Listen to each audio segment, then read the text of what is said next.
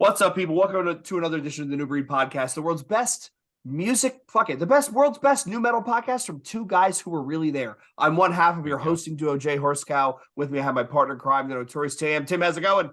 Great. Feeling great. And joining us, we have, I don't even know how to describe Kevin because he does 8,000 things. He does them well. Trivia night host, MTV host, the next Carson Daly, radio shows. Guy does everything. So Kevan Kenney, Kevin, thank you so much for joining. Well, and hopefully the next great new metal frontman. Don't forget that. There we go. There you go. An eclectic taste. Yeah. No, man, we were just talking before we went live that we're from kind of the same neck of the woods. And I don't know if we're maybe for the YouTube audience, a New Breed can appreciate it, but I'm going to try to show you a tattoo I got on my my forearm here about how much I love where I'm from, where we're from. We see this at all? Yep. That's Route 17 right there. Yep. Route 17. Thank you for the visual assist there. For those people that don't know, is it 17? Route 17 and Route 4 crossover. And you basically need at least 3 to 5 years of federal prison time to be able to navigate those highways effectively. Kev, I tell people, and so I know you do some stuff in California as well, right? Where everybody just sits in 6 rows of traffic for not moving. I tried to explain the Garden State Parkway to somebody. And I said, the Parkway is the only road I've ever been on where I'm doing 120 miles an hour in the left-hand lane. And there's a 90-year-old lady behind me in an Altima leaning on the horn and giving me the finger because I'm not going fast enough. I mean, am I wrong? No, it sounds about right. And I mean, our Eagles buddy over here should like the fact that Route 17 is where the Eagles take that to Giants Stadium or MetLife to beat the Giants every year. Hell yeah. Yeah. I like it. Yeah, see? But no, it's great to be here, guys. I mean, I've been a fan of your podcast, and it's so funny too because, you know, I don't know if we'll get into it or not, but you know, like new metal is really having a moment right now. But I can remember even a couple years ago where, I mean, I would not only be laughed at for liking new metal, but like, you know, I would want to wear clothes at work at MTV, and you know, I'd want my jeans to be a little baggier. I'd want, you know, I would always campaign for like Osiris D3s, which I love, you know, just the body of those shoes. And, you know, we would be told, oh, you can't wear that. That's not cool. Right. And now we're seeing this resurgence. But I say all this to say that podcasts like yours were, I mean, they were more than just informative and entertaining. For me personally, they were like a friend because I didn't have many people in my life I could talk to new metal about, funny enough. So I just want to thank you guys for all that you do at New Breed. Oh, well, thank you. Thank you. We appreciate that. It is kind of funny how it went from the like the weird sort of friend that nobody wanted to publicly acknowledge that they were the friend with, to now all of a sudden it's just accepted into the culture that, hey, you know, whatever. I'm a big fan of Korn and Slipknot. Oh, okay. All right. And now you get those, and you're kind of waiting for the guy in the agnostic front to come around the shirt, for the agnostic front shirt to come around the corner and start yelling at you about how your jeans are too big and, you know, where are your chucks? And yeah, it's kind of insane. So let's talk about that, Kevin. You've done so much. There's no way we can unpack this in an hour. It's going to take like 3 or 4 episodes, but how did you end up on MTV? Well, I wound up on MTV. It's a pretty crazy story. I'll try to be as concise as possible. So I grew up in northern New Jersey and up there in Bergen County, Route 17. And I loved music. And I was attracted to this whole side of the business, not because I wanted to be famous or because, you know, I wanted to see myself on TV. It was nothing like that. It was like, man, I'm sure you guys are much the same way as music lovers. Like, dude, I'd pour over liner sheets. Like, I'd watch every documentary behind the music as a kid. And I just wanted to get as close to the music as possible. And so I didn't know how the hell to do that because I didn't know anybody in the entertainment industry. I didn't even know how like TV was made or radio for that matter. And so I thought, well, you know, you got to start somewhere. And my mom was like, this is great. You got this dream, but you got to make some dough, man. You know, you're not just going to live off me the rest of your life. So I went to a trivia night one night at a bar. And I said, oh, this is kind of like radio. This dude's talking and he's playing music and he's talking, he's playing music. I think that's kind of like radio. And I thought I could do a better job than that guy. And so I went up to him, I asked him who he worked for, started working for his company for a little bit. And then I started my own company. Anyways, this is a long way of saying I was doing trivia nights throughout New Jersey. And then in college, I had a music show, and a dude that watched that music show, because I got it syndicated on a bunch of different college campuses, a dude that watched that music show was a camera operator for Billboard magazine. That led me to Billboard. Billboard led me to doing their Hot 100 countdown, top 10 songs every week in America. And then from there, MTV was bringing back TRL from the 90s. And they were like, well, there's already a dude in New York that is, you know, counting backwards. We know he can count backwards. And so that probably gave me a little bit of a leg up. And yeah, it worked out. Funny story about MTV though, dude, is they were gonna they were gonna. I used to really like TRL when it first came out, you know, and you had the Corns and Limp Bizkits and the Papa Roaches and what have you. And then there was a certain point I remember discernibly not liking the show. It got a little too pop for my taste. And the format they originally brought out in 2017 was kind of the more pop side. I thought it was a little goofy, and so I actually didn't do it at first. So they did that version of TRL, the reboot. Got canceled in like 6 weeks. It was a very short run. They came back to me like 6 months later, going, "Yo, would you want to do it with Sway?" Who I don't know if you guys remember growing up watching Sway. Yeah. You know, MTV News legend. I mean, just radio legend, music legend in Sway. So I started doing the show with him. Eventually, did the show by myself, and I've been there ever since. That's Yeah, awesome. man. Every time I think of Sway, you know what I think of? I think of that Little Dicky freestyle where Yeah. he's on, where he completely just shuts that entire room down. And it's Oh, like, yeah. and that's what got me. Tim, do you watch Dave on FX? I used to, yeah. Oh my God, he's unbelievable. Unbelievable. That guy has the way he puts those rhymes together. Well, that's kind of wild. And it's funny that you shared that, Kevin, that I wanted my jeans to be a little bit baggier, and they were like, no. Like, I wanted some chunky shoes, and they were like, yeah, no. And now, if you tried to do that today, they'd be like, well, fuck yeah, bring it in. We're going to call the Dude. two guys who rebooted Jenko and see if we can get you a pair, you know? Dude, what's crazy to me, and like, you know, it's like, I think it's great because I love this music, and furthermore, I love this culture. And, you know, Sick New World was this past weekend, and I think it was really more than just a celebration of the music. It was really a celebration of the culture. And it the added eyeballs of these things these days is great, but it's also like, the irony isn't lost on me. Like, Mark Jacobs just did a collab with the Deftones. You know, I mean, this is Right. high end. I mean, it's not even just Jinko anymore. I mean, if you look at like fashion runways now, and I just get such a kick out of it because it wasn't, I mean, I'm talking 3 years ago, dude. Like, I was like the punchline of jokes, you know, in my soul, and even in the music industry. You know, I would be, because I was always unironically into nu metal, and I don't know. It's like, you know, not to get serious on New Breed, but it's like, it always pissed me off because I just want everybody, no matter, you know, who you are, like who you love, like what you're into, just be you, man. That's my favorite kind of people. Like, we're all East Coasters here on this podcast today, and I think that's kind of what nu metal is all about, at least for me. You know, is just Right. kind of like just combining the music that you love, the influences you love, and just being raw, whether it's emotion or lyricism or the sound of the music. Right. You, And you go know on, what's Tim. great, man? Not to cut you off, Jay. You know what's great? You can so tell that you do radio and TV. Just the way you deliver how you talk. It's fucking great, man. There's no ohms and ahs. Yeah, and, like you know, staring like off the ceiling. Yeah. you just bang it out perfectly. I love it. Well, great. Kev, I want to pick your brain because you're another fellow New Jersey resident, right? Tim and I have had this conversation a couple times where we talk about where did our interest in this culture, this music come from. And I am convinced that the most formative thing that influenced my music taste was WSOU's Pirate Radio. Oh, yeah. And I stand by WSOU because to them, it wasn't hardcore, it wasn't metal, it wasn't nu metal, it wasn't punk rock. They just played a whole bunch of shit that you would normally never hear on the radio. And they would go from Slipknot to God forbid, to Atreyu, to Metallica, to Agnostic Front. And at one point, they threw The Cure in there, and I thought I was having a stroke driving around. Like, yo, is this Mint Car? Like, this is fucking Cure? But to them, there wasn't this over genreification. There wasn't this weird sort of gatekeeping. It was just, yo, this is just music you will not hear anywhere else. And that led me to that great appreciation of, yeah, this stuff is all, you know, it does kind of go together. And you do kind of, if you like one, you might like the other. But yeah, I'm convinced that was so formative to a lot of people in North Jersey, in the tri-state area. Yeah, Just I mean, that station. And ironically enough, I mean, they sure as hell weren't playing that in this day. But my grandfather, when he came back from World War II, he was one of the first people to ever work at Seton Hall. You know, obviously WSOU from Seton Hall, right? He was one of the first people to work at that radio station. That is wild. Isn't That that is crazy? really Wow. wild. That is Yeah. crazy. So my grandfather started nu metal. That's what I'm trying to say. There's like an alpha nu metal guy somewhere.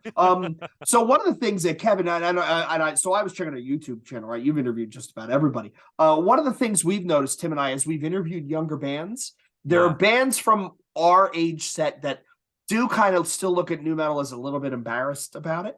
Whereas some of the younger bands, and the big example I'll give is it could be Hunter from Mood Ring or Adam from Orthodox, who just say, well, yeah, we like System of a Down. We like the Deftones. Like, well, and that's what I grew up listening to, which is really kind of wild to think. You know, we've had people on the show. They're like, yeah, I was born in 2002. And I'm like, oh my God.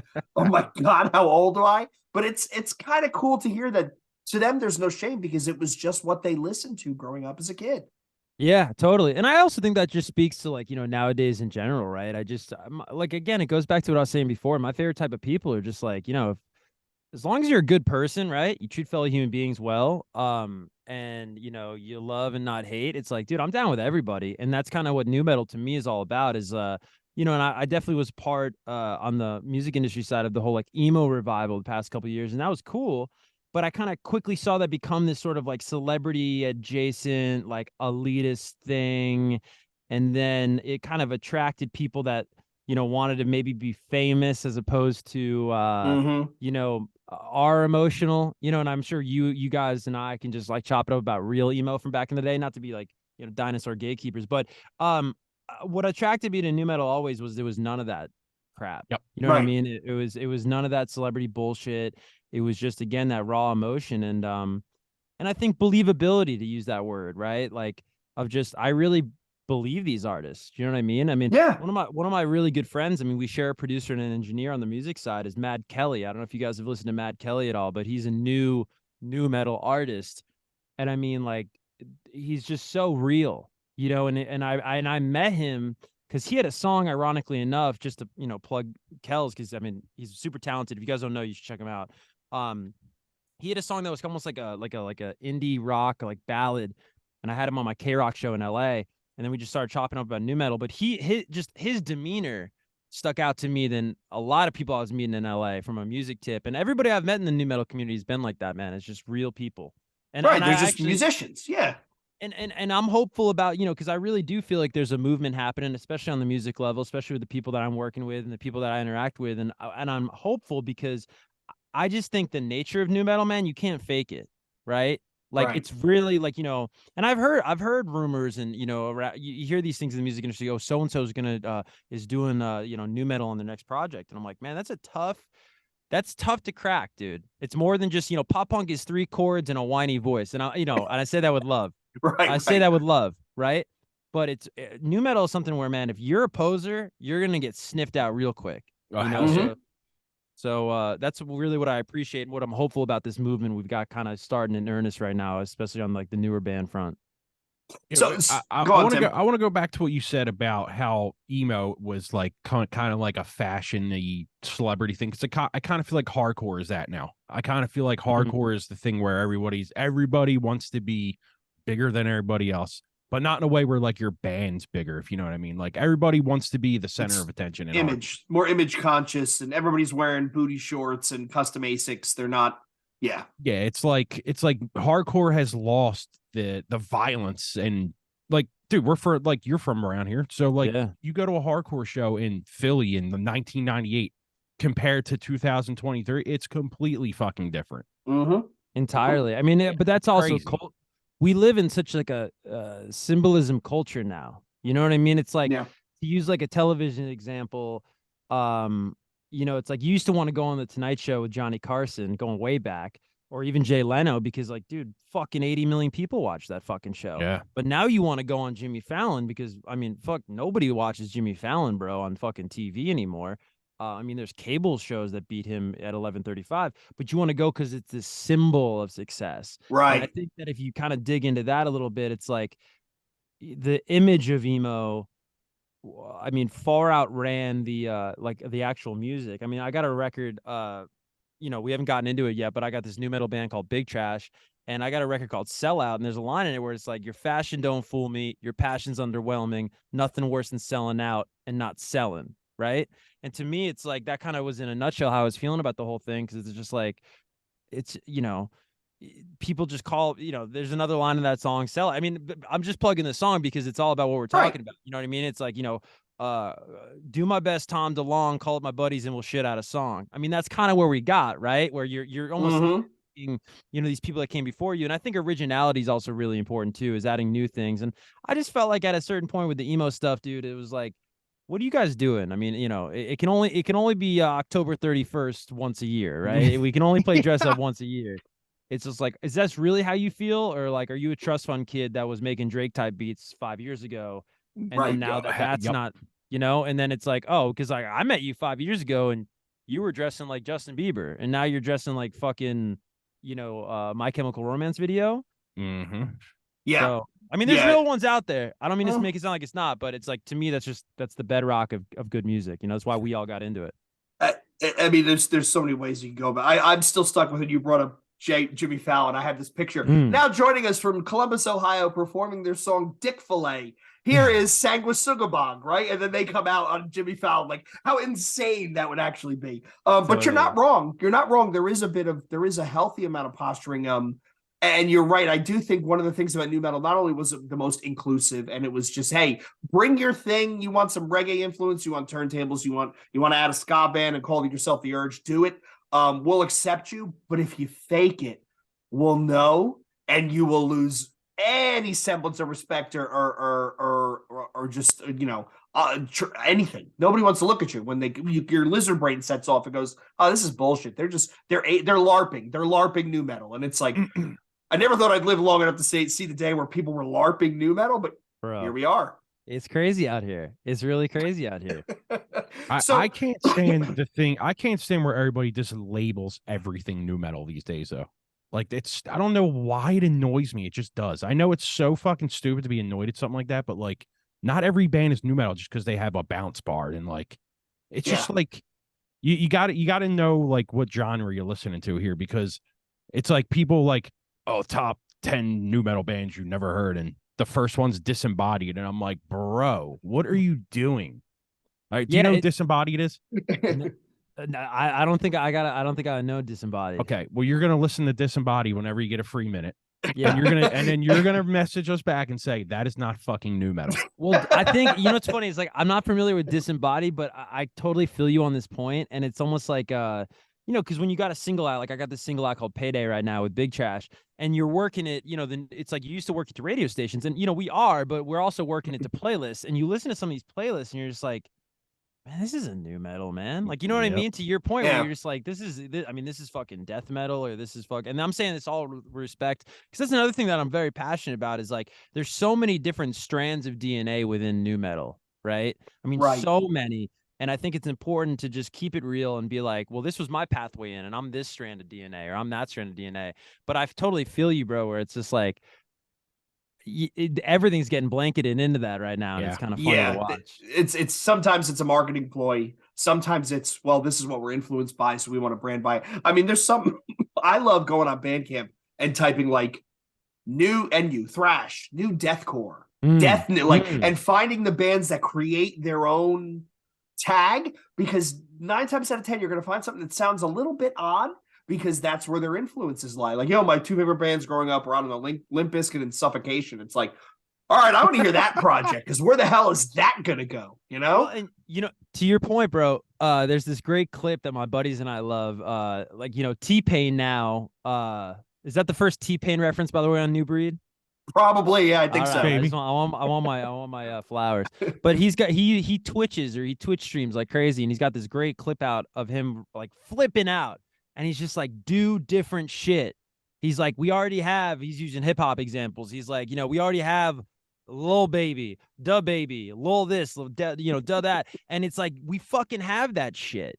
And it's just like, bro, we fucking have all of this, whether it's emo or whether it's this style of hip hop. It's like, motherfuckers need to do something different, man. And that's, I think, why, not to speak for you two, but like why I fell in love with music, maybe why you did, is you get excited when you hear about a band that's got these contrasting weird ass influences. You know what I mean? Where it's just like, bring something fucking new, man. If you think of life, or you think of music as like a fucking painting, and you got a paintbrush, man, and like half the shit's red, don't fucking put more red on there, motherfucker. You know what I mean? Like, we fucking have that.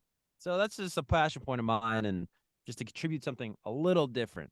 You know what I mean? No. I 100% agree with that. I mean, it's just, everybody sounds the same nowadays, and it's just, and it doesn't help, because like, you can make music in your basement and everyone's using the same fucking guitar tones. It's just like, totally. You really have to strive for differentiation, right? Because otherwise you get lumped in, right? Like, Tim and I are big fans of that. I don't know, Tim, what you'd call it, like the early aughts metalcore revival that's going on right now, right? Like the Seven Angels Plagues type stuff, the Disembodied type stuff. Like, there's a lot of that stuff. That sound has come back, and it's great. But the bands that stick out to us, like stuff like what was the one you sent me the other day?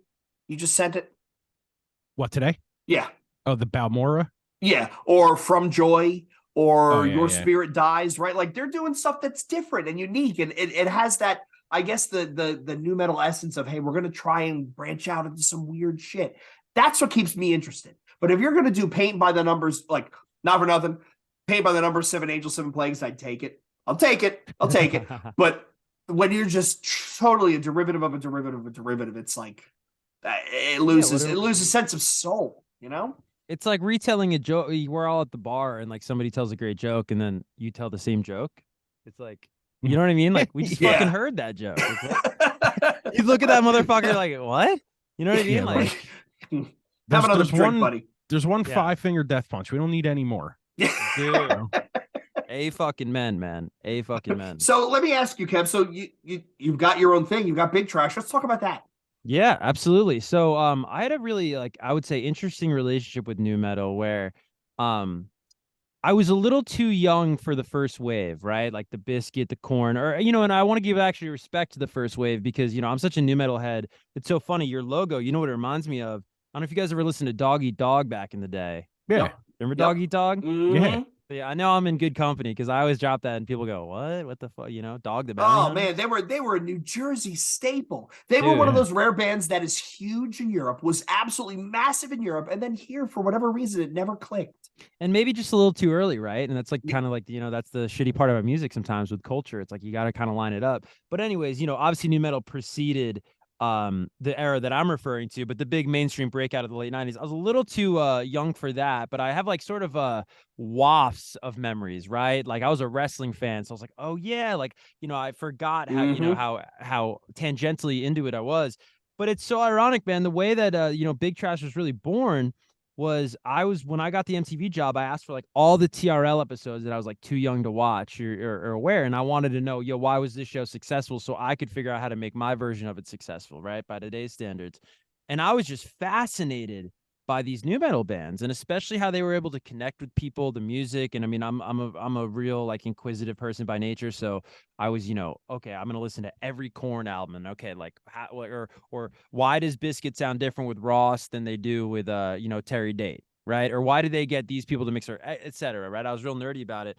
And I think sometimes in life, and, you know, anybody listening to this, not to sound preachy at all, I mean this in like a communal way, but like, man, if something random comes along in your life and you're really fucking fixated on it, like that shit, not to sound so too hippy dippy, but like that shit is what you should fucking run towards, dude. And so I was just like enamored with this nu metal music, and I just had to learn everything about it, and so I started creating music, and I'd always wanted to make music. I just couldn't find my pocket, and then nu metal to me is like I'm a weird motherfucker, dude. You know, I was raised by a single mom who didn't make a lot of money, but we lived with her dad who was rich from, you know, like back in the day. So I went to school with like real rich kids, but then, you know, I was being raised in a very different setting, if you will.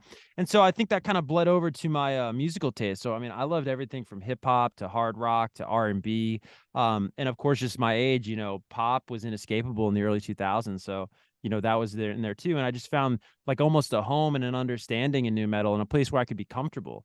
You know, because I wouldn't say like I always felt comfortable or even still feel comfortable in the entertainment industry. It's weird to do something for a living, and then like you meet other people that do that, you don't relate to them, you know, and you're like, wow, that is really weird. You know what I'm saying? Like you'd imagine like two fucking plumbers would have a lot to talk about, but like, you know, like I fucking, you know, I meet a lot of people in this line of work, and I'm just like, man, you know. But then when nu metal came along, it became a part of my life in a big way in the late 2010s. When everyone was laughing at it, you know, I really felt understood by it, not to get too deep. And I saw myself in it really hardcore. And so, yeah, Big Trash, I took my time with it. I think the project began in earnest in late 2020.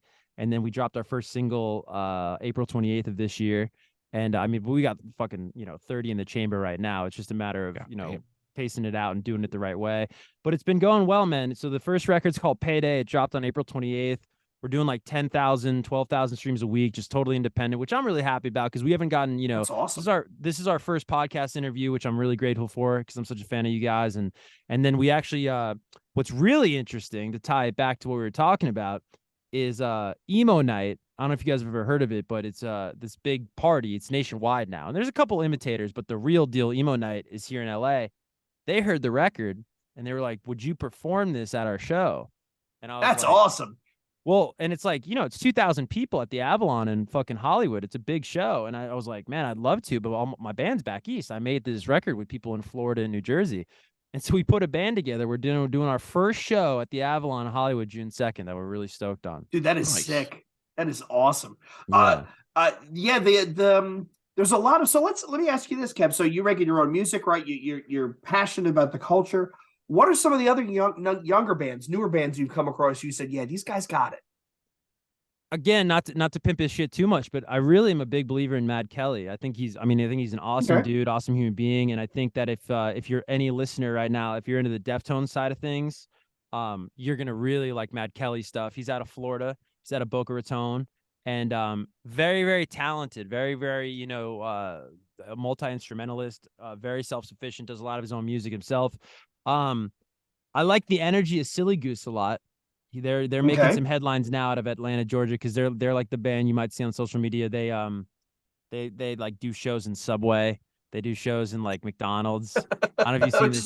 Which is awesome. No, I love the some people, a cynic would say, oh, it's like stunty, but I think it's like a little bit of a reverence. Yeah, bro. Yeah. And I think the hunger and like the willing to do whatever it takes to get your name out there. And man, it's never been a noisier world. So it's like I definitely respect Silly Goose and again Mad Kelly, and I like Drowner. I think have they been on this show? Yeah. Out of Portland, right? Yeah, we heckle Hunter. Shout out to Hunter. We heckle him mercilessly. Whenever Tim posts on our Facebook group what I've listened to this week and Drowner shows up, my first reply is, we need new Drowner music. And then Hunter's right behind me going, yeah, we definitely need new Drowner music. Yeah, but they're fantastic. And that remix they did, the remix EP was unbelievable. Yeah. Yeah. So, I mean, and I see it more day by day, especially just being on social with the band and posting content. It's like, I really feel like there's something brewing here, man. I really think it's the start of something. I think so. I think so. I think right now there's so many people that are enamored by, like, especially younger kids that, were born in, say, like 2002. Like they're starting to get into it now. Like they're starting to be their own person. So they're starting to hear the Korn and all that stuff. And then we're starting to get a lot of great bands. Drowner, Zone Zero. I mean, there's just... And the kids these days are so fucking talented, so it just helps. That's the other thing, right? The talent level there's is crazy, no man. 17-year-olds slapping away in the garage, right? Like that. You listen to some of the ages of these guys where they literally have a lifetime of practice, and it comes out and you're like, holy shit! Like Jordan from Zone Zero. How old are you? How many projects? That's another great band. Right? That's another, and actually, also you just peaked. You reminded me. Another one I want to shout out is Unity TX, Unity Texas. Mm-hmm. Okay, they are fantastic. I don't know if they would like to be called nu metal. They might be more on like the hardcore. I don't know how. I don't want to speak for them, but they're really fantastic. And also I think everyone I mentioned too is like, not sound like a music nerd, but the songwriting is really strong with all those acts I mentioned. Yeah. You know what I mean? I think that's kind of the secret sauce, because it's like anybody can get up there and fucking scream, and sometimes it's fucking awesome and it's primal and we all feel it. But I'm a big believer in, I'm a big country music fan, R&B music fan, and songwriting's at the bedrock, of especially what I do is telling stories. Let me tell you this though. When the new Zone Zero comes out, you're gonna be fucking floored. It's that good. Yeah. It's crazy. Dude, it is one of the best things I've heard in a long time. I mean, them kids are just super talented. Yeah. Yeah, and they pulled, and live show, they're starting to do more touring. And, their drummer, Mike, drums for Orthodox, and they've been road dogs lately. And just watching every time they come through, it's getting tighter and tighter and tighter. That's the other thing I've noticed about a lot of these bands. A lot of bands hit the road and they stay on the road, which if you remember from our childhood, right? Like that's how these bands got good. You got to keep playing, keep playing, keep playing. And you look at the Orthodox, look at Boundaries, look at Lorna Shore, right? Knocked Loose. Knocked Loose went from opening for Every Time I Die, and now they're selling out sheds and touring Europe. I mean, they're staying on the road. Yeah, that's fantastic. I'm a big believer in that, man. Especially, I think we've reached. I don't know if you guys feel this way, but I definitely feel. My friends feel like there's like this sort of like content exhaustion. Whether it's fucking TV shows or movies on streaming or just our fucking feeds, man. And I think that where I feel society and culture is going, especially with young people, is back to, visceral real life, IRL, you know what I mean? And again, our song's been out for fucking 2.5 weeks And, we already got 2 shows booked, and I'm super eager to get out there because, again, it's like, to me, in this line of work, man, it's not hip hop. It's not another genre. It's like, you got to go up there and fucking earn your keep. Because if you can't play this shit live, you shouldn't be fucking making nu metal or anything that could be considered nu metal music. Absolutely. Right. If you can't, if whatever you put on record, if you can't duplicate live, don't fucking do it. Yeah, dude. And you might get a kick out of this story. I was just with Chevelle this past weekend, and I was talking to those guys. And I mean, aside from me loving their music, I just think they're very, very, very intelligent and insightful artists. And they were saying that Wonder What's Next, the big album they did in '02, like Send the Pain Below, etc. That was their first major label release, and the producer lined everything up fucking perfectly. And they looked at each other like, dude, this shit sounds fucking amazing. We're never gonna be that tight live, because they fundamentally, Right. it's not even a knock. It's just like, bro, you can't. Like, that's a computer did that fucking grid. You know what I mean? Yeah. So yeah, I'm echoing everything you guys are saying on that front. Tim, Kev just reminded me of the interview we did with Knox from Enforced, where he talked about the newest album versus the last album. And he said the last album, their producer actually tempo matched it.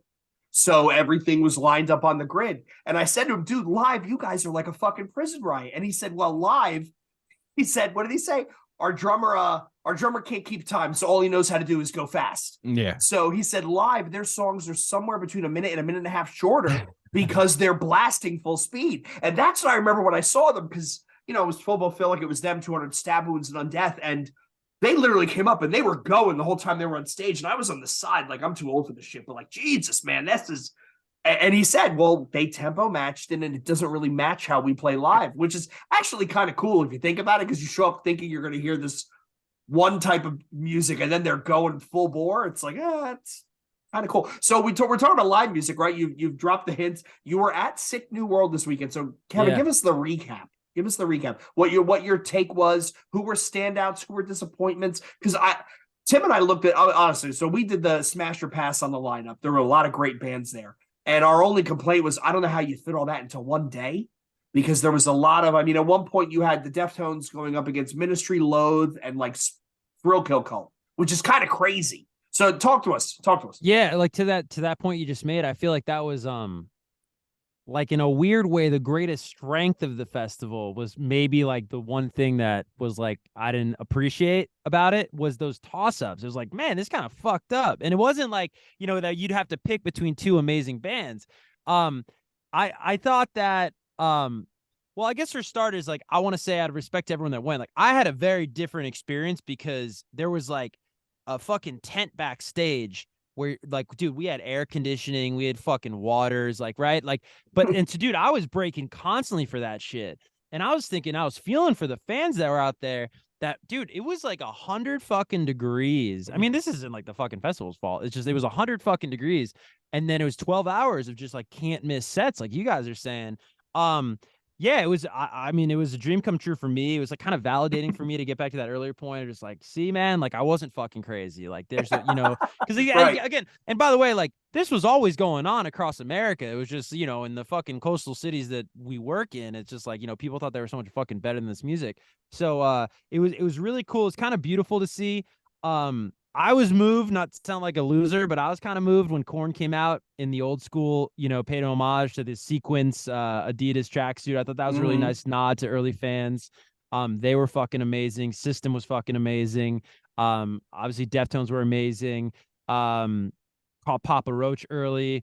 I missed POD, and that kind of gutted me. I was a fan of them back in the day. I wanted to check them out, but they were on so fucking early, dude. I mean, it was such a ripper of a fucking festival. You had Cold, who I had just seen, and Scooter's a good friend of mine in Anaheim out here in California. So at least I saw that show. But it was like Cold, POD, Orgy, and Alien Ant Farm. Which again is that's a poppier side, that's a crossover side of nu metal. It's a specific audience, but man, that was at like fucking noon, dude. Yeah, I saw that. Orgy was on at 12:30. I was like, yo, are you kidding me? Fucking insane, dude. But I thought it was cool that they incorporated a little bit of everything. I saw Turnstile do their thing. I don't know if anyone would call them nu metal, but they did their thing. 100 Gex, who's a band I really love on the more electronic tip. They did a great job, did a cool sideshow afterwards too in Vegas. It was awesome. I mean, 60,000 fucking tickets sold, man. I mean, if we don't think this is coming back next year even bigger, you're out of your mind. Oh yeah, what was, they need to make it 2 days though. Yeah, they need to make it 2 days. Amen to that too. Yeah. Because you know what's Go on, Kevin. Go on. I was just gonna say real quick. I was throwing an after party afterwards. And basically me and then a buddy of mine who you guys might know. Are you guys familiar with Holiday over at Nu Metal Moment? Yep. So Holiday was throwing a different after party. Bro, it was so impossible to get out of there. And then on top of it, everyone was so exhausted. Like nobody pulled up to the I've never seen that ever at a festival. I throw after parties at a lot of things I go to. And it's like there's always, oh, where's the move? Where's the after party? Let's keep the party going. Bro, these people were, I mean, and rightfully so, exhausted at the end of that. So I'm with you on the 2 days. Yeah, 100 degrees for 12 hours. That's brutal. Shit, 100 degrees at This Is 12 hours at This Is Hardcore with benches and shit, and even still it's brutal. Bro. I wanted to ask you, Kev, what was there are 4 stages. What was the setup like? Was there audio bleed? Like were they miles apart from one another, like Woodstock 99? Right. What was it like?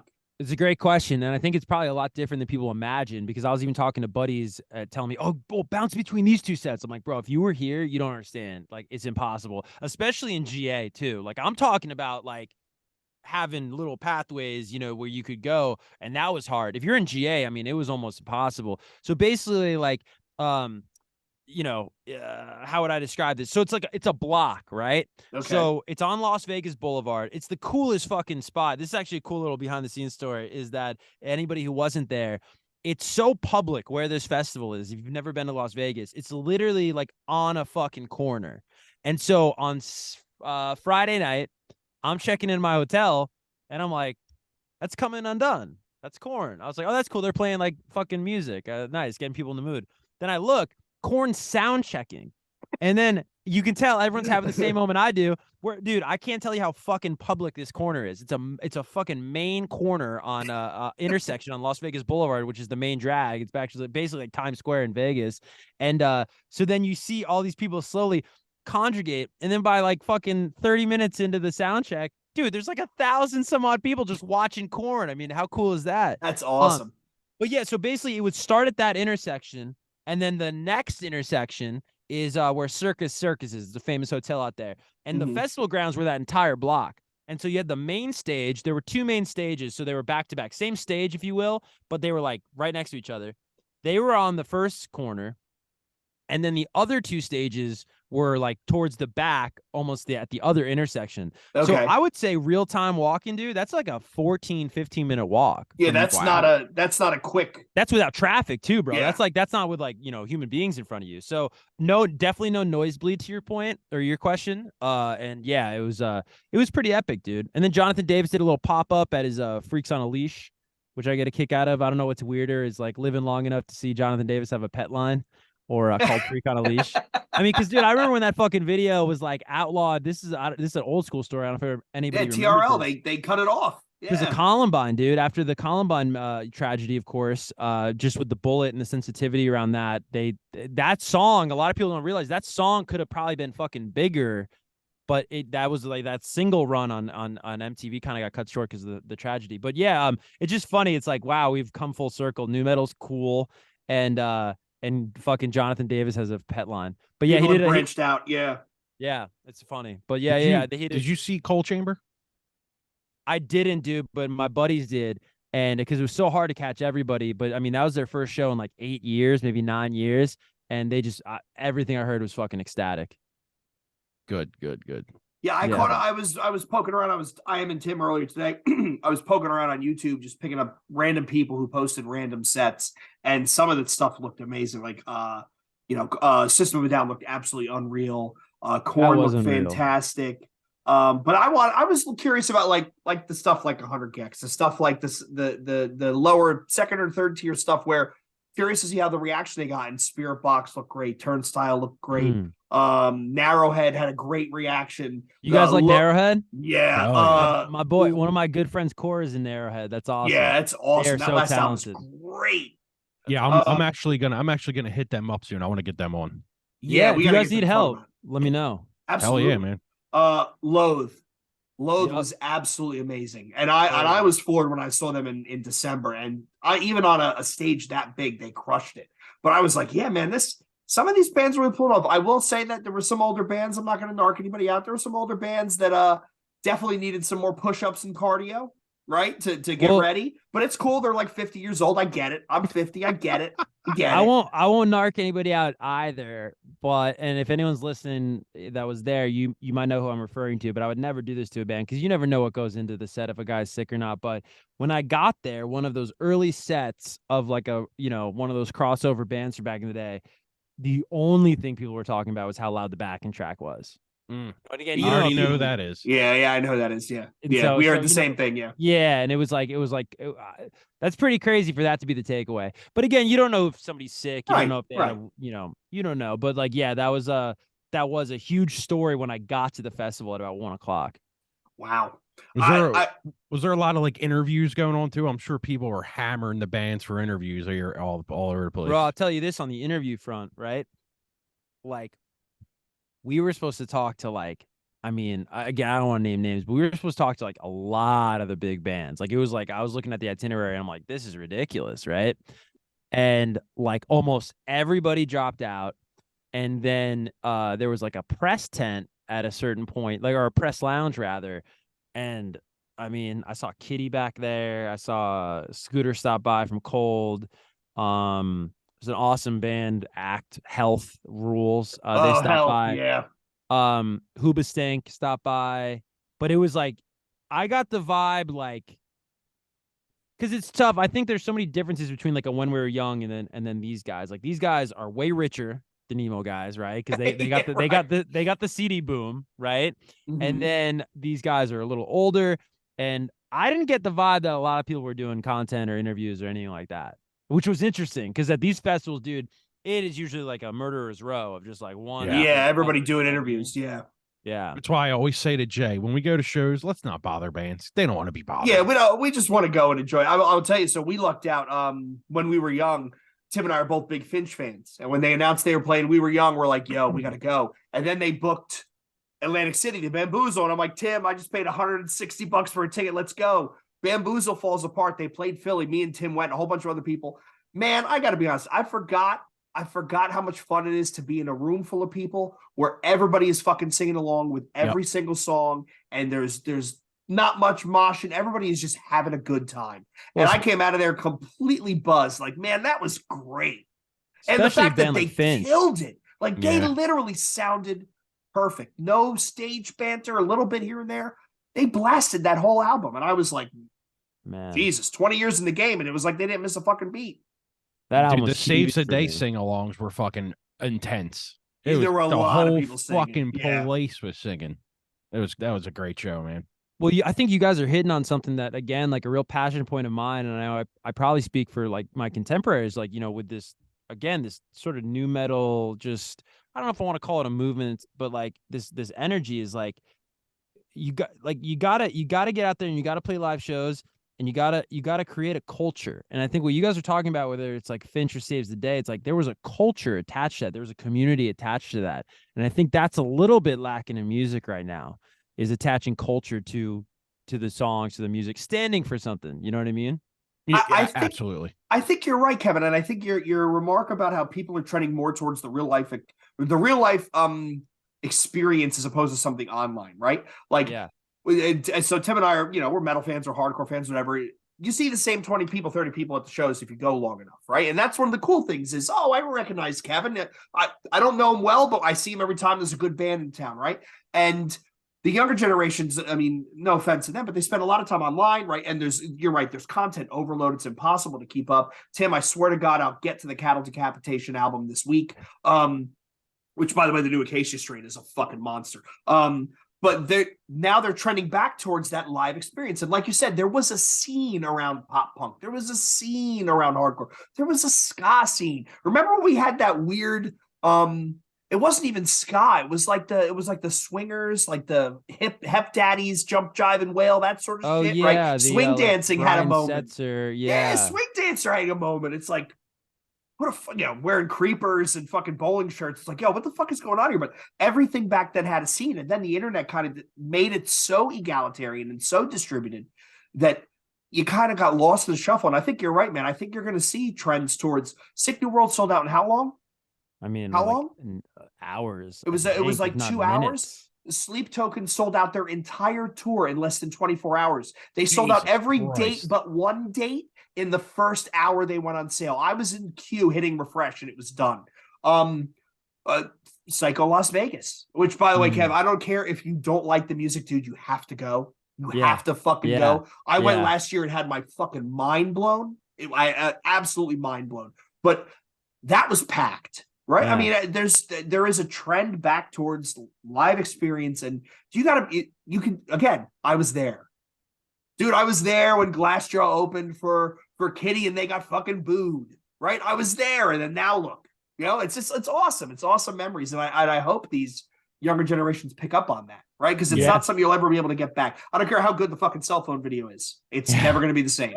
Right. I was there when Phil Anselmo told everybody to come out of the stands at Ozfest 97 and the state police shit their pants because they were getting dogged by. I'm like, you can't put a dollar amount on that memory, That's like incredible. Standing next to David Clay, and I had no idea who the fucking dude is. I'm looking at this guy's haircut. I'm like, this guy's got like blonde hair with like cheetah rings in it. I'm like, yo, what's up, man? He's like, hey, what's up, dude? I didn't know who he was. Then he gets up on stage with Machine Head. I'm like, well, shit. Well, shit. Before we run out of time, I want to get into the radio side of what you do because so you work for K-Rock, correct? Yeah, so I used to be on K-Rock New York, 92.3 New York, and then that actually went away and became a fucking news station. And then but my show luckily in 2020 got syndicated to K-Rock LA. So then now I do my show out of K-Rock LA, but it airs across the country on a bunch of stations. So when were you living around here in like 2006, 2007? Yeah, well, New Jersey, I was growing up. Do you remember a dude, Kid Chris? No, who's Kid Chris? So he worked for K-Rock, but he worked, I don't know where it was. It was either San Antonio or like somewhere in California, Sacramento maybe. Okay. So when I seen you work there, I was like, oh shit, because Kid Chris, I've been listening to Kid Chris since he's been in Philly. He came to Philly 2006, got fired in like 2009, and I just been following him since. But he always talks about how he used to work at K-Rock. So when I seen that you worked there, I was like, I wonder if that has anything to do with like what he did. So I always wanted to get him on the show, but like, I don't know if Jay would be into it, but I'm going to get him one day. But like, ever since I heard that, dude, I've been so enamored with like radio stuff. And that's why I wanted the podcast, because I was like, because he did like just straight talk. It wasn't just, he wasn't playing songs at first. He does now, and he's in Cincinnati now. But like, when he came on radio in Philly, like, I just happened to listen the first day, and I was just like, yo, this is like the coolest thing I've ever seen. Like, he would get on, he would do jokes, he'd make prank calls. He's basically a Howard Stern guy. Yeah, totally. I mean, that's, and we're kind of sorely missing that content right now. I love good radio, man. I mean, especially like whether it's falling asleep to it or just like you got a long drive. What's great about YouTube, right? You can pull up old Howard shows, full shows, and just like and again, kind of getting back to that real life thing, like real people, real bits, real creativity. You know what I mean? Yeah. The Attitude Era when everybody was, Opie and Anthony were doing big shit. Oh, and, yeah, dude, that was like that whole era of radio is just amazing, dude. I listen to that shit still. Like 14 years later, I'm listening to bits from 2009. I love it, dude. I still think of Opie and Anthony had Louis C.K. on before he was Louis C.K. and Donald Rumsfeld was the fucking guest. And Louis C.K. spent 2 hours harassing this guy, trying to get him to admit that he's actually a lizard. Like he's a lizard person which runs the country. And Rumsfeld, with his sense of humor, like wouldn't bite, but he kept it going. Like I miss that, right? Like to your point, Kevin, right? Terrestrial radio.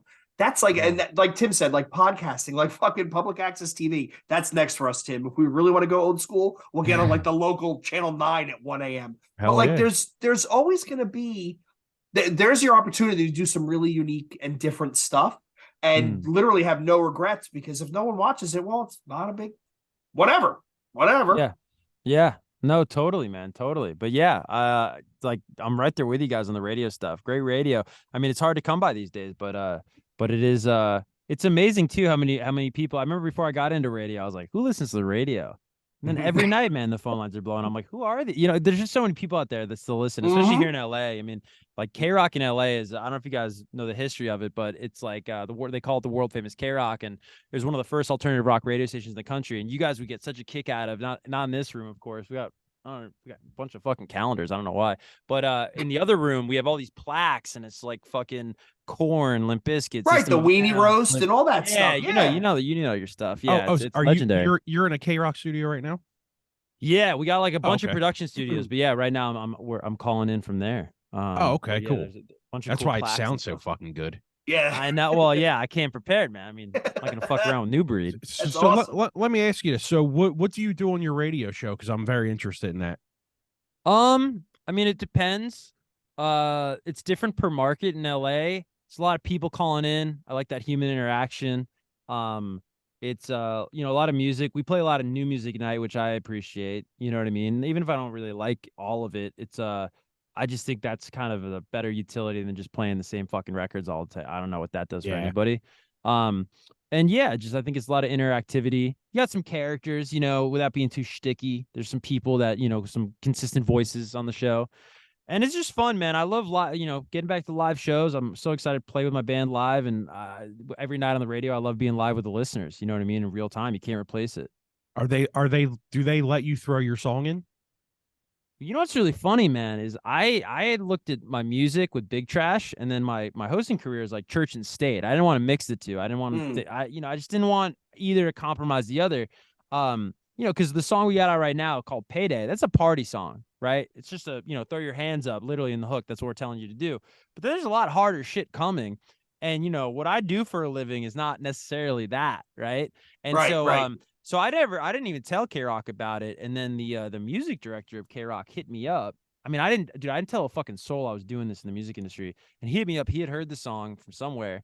And he's playing it like every week on his fucking weekend show. And I'm like, this is crazy. Because I thought they'd never touch it, dude. And it's funny you bring that up, bro, because like I work at Amazon. Well, now Amazon's probably not going to play it, right? So it's funny. You'd think like a hater or a cynic would be like, oh, he's doing all this or he's getting this or what have you, because it's like, bro, it's even harder for me because MTV's not going to play the video, or MTV's not going to cover it online. And then, it's funny. It's these big outlets, but like they can't because there's a conflict. But K-Rock's been championing it, which is pretty cool, dude. That's awesome. Never thought great, they would. Man. Yeah, it's really awesome. I mean, it's a huge market too. I do an IT podcast that Tim has been asking me for years what the title is, and I never fucking tell him because, like you said, church and state, man, you got to keep those things apart. Totally. Right? It makes better sense. Well, we're gonna run out of time, Kevin, but I want to give you a chance. People want to check out your shit. They want to check out your music. Yeah. They want to check out your radio show. Where do they go? Where do they listen?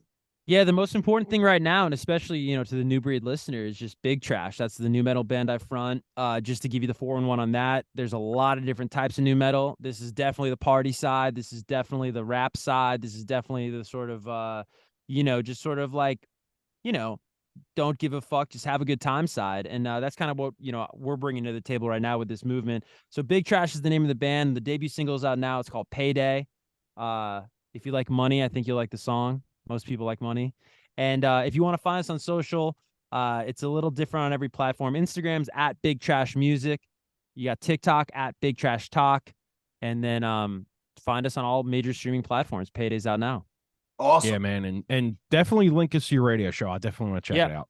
Definitely, guys. And thank you so much. I really mean it. It means a lot that you guys would have me on the show, and I'm a huge New Breed fan. Oh, dude, we're flattered. Tim was like, shit, we got to do 8 o'clock. Can you do 8 o'clock? And my wife's upstairs like, what the fuck? I'm like, yeah, we'll do 8 o'clock. And then my janky work travel fucking schedule is a hot dumpster fire. So I'm like, yeah, let's. And then we had a guy tonight coming on who canceled. He had something came up, and we're like, Tim said, you want to call Kevin? I'm like, yeah, I'll message him if he's around. Fuck it, we'll have him on, whatever.